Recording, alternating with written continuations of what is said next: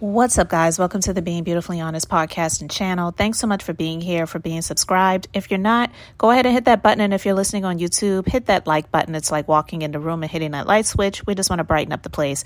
Let's get into this conversation/reality chat. Listen, guys, I watched the Real Housewives of Atlanta reunion second half, final part. And honestly, if all of these women do not come back next season, like it has been allegedly reported that they will not be, I would not be mad. But listen, even if some of them come back, they better not bring this heifer Courtney back, because the fact that she was even able to grace the screens for as much as she did, I'm wondering if her being there has something to do with somebody behind the scenes that she got access to, that she might have been able to use that crooked jaw on, if you get my drift.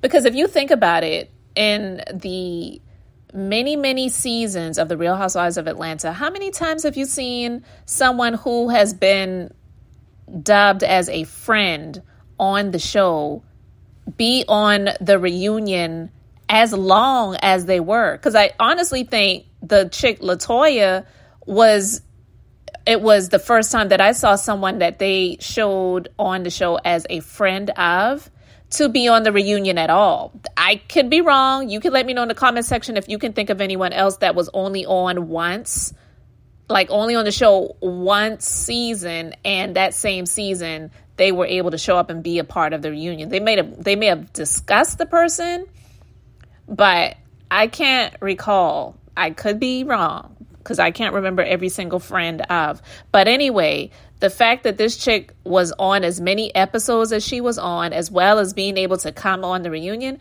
I was just not here for it. But I don't have any sympathy for her, because just watching her, seeing the horrible character that she has, and in my personal opinion, I don't care how much they say that she is Ralph's cousin, I don't believe that it's clean. I just don't believe her. I definitely don't believe him. He has not come across as credible since the first moment he was on the show. But anyway, when you saw Kenya responding to this chick when she did her interview with Carlos King on his podcast, and she did discuss Courtney's mouth and her crooked mouth, a lot of people thought it was funny. And listen, nobody knows her story, but at this point in time, I don't really think anybody really cares to hear her story. But she did an interview on a radio show and decided to share her story in response to what Kenya had to say about her mouth. I'm going to go ahead and play this clip and then continue with the conversation. I was in a car accident with a drunk driver, which disfigured the whole right side of my face. And because I advocated for children who were burned and also who were also in car accidents, I have chosen not to get a 3-hour plastic surgery to break my jaw and make the right side perfect to the left, right? So these are things that make me who I am and have given me the self-assurance to speak up for what I believe in. So like a Kenya making jokes about my face and do I have a stroke and da-da-da-da-da. Nah, actually, I was in an accident, and I choose to represent all of those little kids with disfigured faces to be like, you know what? You're not what you've been through. You're the resistance and the strength. And those things, I think, build character for me. Yeah. So I just think that selective, like, outrage is kind of odd on this show, right? Like, you're not upset that she's going to attack my physical appearance, but you're upset that I call her mean girl. You know what I mean? And you can hear your voice when you speak on that. Like, yeah, because really it's emotion. Of course, right? Because that's a big decision. You know what I mean? Mm-hmm. 10 grand and a lot of pain later, my face could look perfect, Kenya. But I choose not to. Meanwhile, you put thousands of dollars of Botox and fillers in yours every day. Yeah. And that's the difference between she and I. And does that bother you at some point? Like when you go home and the cameras are off and you think about, okay, I know it's a check and I know this is what we're here to do is take jabs. We understand. But you're still human at the end of the day. Yeah, no, absolutely. I can honestly say that I made a conscious decision to come on this show. I feel pretty healed as an individual, and it took a lot of therapy. When the accident first happened, I literally prayed to God to live because it was pretty bad. My brain swole, cut open, shoulder got detached. You know what I mean? Goodness. So I went through a healing process, but in that process, it brought me closer to my mom, my family, everyone rallied behind me. And it's that confidence and love that drives me. So it kind of it's offensive, right? Yeah. Because I'm like, girl, is that the worst thing that you think it's okay? What about girls and kids who are burned on the faces that can't get it fixed? Right. I'm an adult. I'm about to be 50. I can get mine fixed. Yeah. You see what I'm saying? So it's not a joke and it's not cool, but it's just a reflection of being a mean-spirited person. You heard what she had to say. And listen, I'm going to be honest, I could care less. And here's why. For this chick to come on the show, which to be honest with you is an opportunity, there are a lot of people that clamor to be on these platforms because they feel that it is a platform. And in some ways it absolutely is. And it is really what you make out of it. She chose to come on the show doing the most. From the very first time we saw her, she came on being extra, who does that? She showed up to Sheree's house and she's, got the high pitched voice, doing the dance, doing the bop back and forth and, just being extra for the cameras. Because you mean to tell me if the cameras weren't there, you would be doing all that? That honestly alone is annoying to me. And not just with her, but when I see a lot of these people do it, because it's clearly you're doing it for the cameras. I'm not saying that you're not happy when you see someone that you may not have seen in a minute, but she was doing the most. And then she was sitting there talking about Candy. The first time she sees Candy was at this party that she literally, I assume, just got invited to. And then she's doing the most with Candy, right? That is how we were introduced to her. And people can say, well, the reality shows, it's about drama. You got to come on. You got to stir the pot. You got to make yourself known and seen. And nobody's really there to hold hands and sing Kumbaya. I get that. But she was a guest, a friend of. And then this is how she is introduced because she chose to be introduced this way, right? But the reason why I don't like the bull when it comes to her always trying to come for Kenya is the mere fact that she did not have a problem with Kenya until Kenya put her in her place and said, look, please don't put your hands on me. You don't know me like that. She took that in a way where it was Kenya being mean-spirited and being a mean girl. But some people say, bitch, get your hands off me. You don't know me. She didn't come across that way. She was just if you saw that scene, they were in Portugal. She kept touching Kenya and she literally was putting both of her hands on Kenya, laughing. And I don't remember exactly what they were talking about at the time, but they were sitting at the table and she just kept doing that. And I understand that a lot of people don't see it for people when people are not respecting their personal space and personal boundaries. And you were not respecting that. She kept putting her hands on Kenya. And she was also joking like it was funny. It was something where it was one of those situations when someone is trying to be funny, they're being serious, but they're trying to make it like it was a joke. And Kenya was just all right, can you just not put your hands on me? I don't really know you like that. And she tried to make it seem like Kenya was being a mean girl from that situation. And then when Kenya slipped and fell on the pavement, which obviously hurt her, I mean, she went to the hospital. She wanted to say that was Kenya's karma. Okay, again, and I spoke about that before. Again, I definitely don't believe that, okay?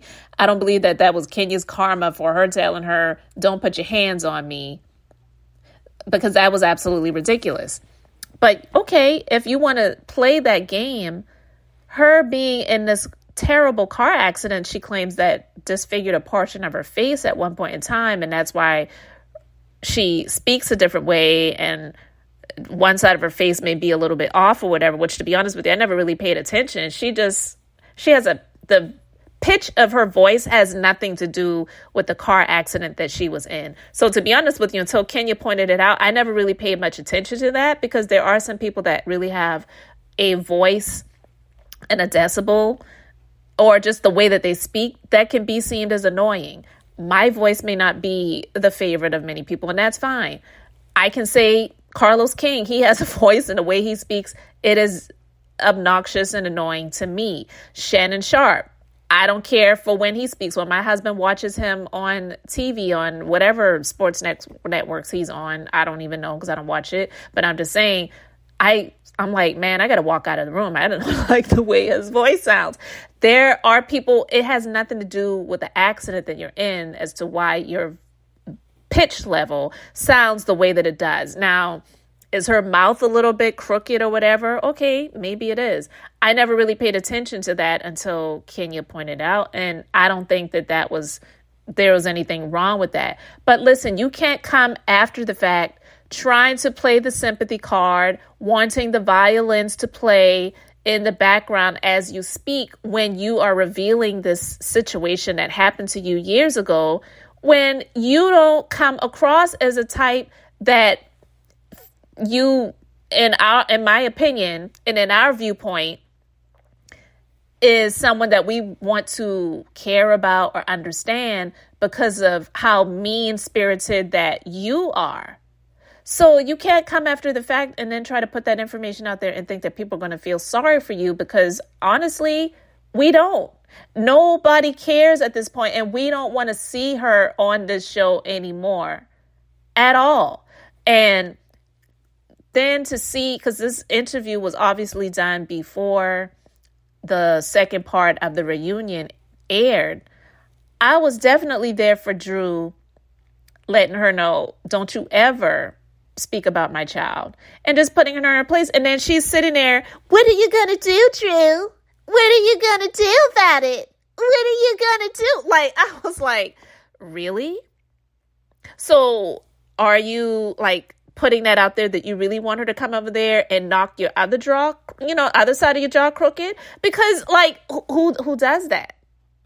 Who does that? So I was just like, wow, to see her doing this interview talking about what she experienced, nobody feels sorry for you. And then when you saw the clip of when Drew's sister was trying to speak to Ralph, and then this heifer tried to close the door on her. Let me go ahead and play that clip. I'm great. How are you? Good. You ready? As ready as I'm going to be. Yeah, how you feeling? Don't close that door on me. Don't you close that door on me. Let's get this. Okay. You calling me a bitch? I did. Oh, you don't use the word bitch, though. I do. You now. don't. I do now. Who are you? You're not his cousin. I'll be back. Let's have you back. Thank you so much. I'm great. She is deplorable. Like if you watched it and you saw her come in there as he's getting ready and she walks in, she gives him this hug that, I don't know. I've never hugged my cousin like that. I don't even think, I'm not even from a family where we even hug like that. I'm just saying, not saying there's anything wrong with people showing love and affection when they're in a family, but just the way she hugged him, I just was like, I don't see it. I was there for Allison to throw blows. I was like, I don't condone violence, but give it to this chick, because she's been asking for it from Drew. You know what I mean? I believe, my personal opinion is that she is somebody that Ralph has been messing around with. I don't believe that they're cousins. I just don't. I could be wrong, but I'm saying what I believe. But for her to sit there, try to garner sympathy, nobody cares. Nobody cares what she went through. And for her to know that she went through something that was obviously, like she said, extremely traumatic and tragic, and she survived it. She said it could have been a whole lot worse. Then why don't you live your life being grateful and walking around with that light, being the light? You tried to come on that show, stirring the pot, doing the most because you're trying to secure a peach. Listen, I can't stand the chick. I believe that the people who are the producers of this show, they see that a lot of people can't stand this chick. And I don't think they're going to be stupid enough to bring her back, especially when the talk is that the majority of these people that are on the show right now are not coming back next season. So listen, I'm not here for her at all. I don't drop once here for what she went through and what she experienced years ago. Because if she went through such a tragic accident and then she saw Kenya fall and hurt herself and say that that's her karma for being a mean girl to her, she really thinks everything is about her. Instead of saying, oh my God, is she okay? She could have given a damn. And for someone to go through an accident, I don't think that that would be the top of mind thing that they would think about would be, oh, that must be their karma. Because what would that say about you? Was that your karma when you went through what you went through? Child, please. Anyway, guys, let me know your thoughts about all of this in the comment section. Thank you so much for being here, for liking and subscribing. I'm Beth, just being beautifully honest. So until the next time, I wanted to keep it brief, beautiful, and now I'm going to say bye.